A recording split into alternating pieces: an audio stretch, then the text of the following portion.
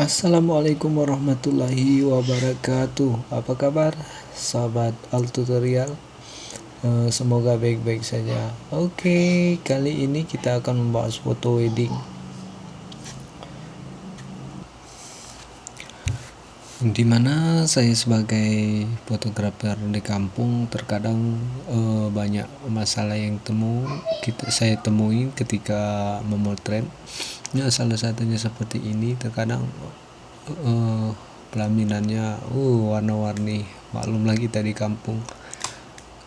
Tapi teman-teman, kita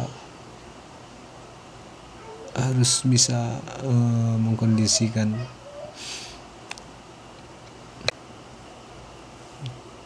Terkadang kita dapat warna-warna yang ampun dah. Seperti ini aja, ini bias cahaya warna pinknya, bisa teman-teman lihat.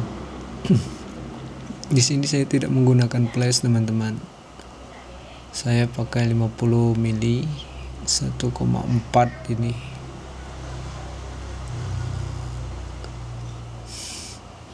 Baiklah, kita hajar aja lah. Jangan lupa tonton sampai habis ya. Jangan lupa subscribe, like, dan komen. Dapatkan preset gratisnya di link di bawah. 1 kali 24 jam insya Allah akan dikonfirmasi.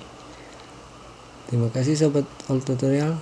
Assalamualaikum warahmatullahi wabarakatuh.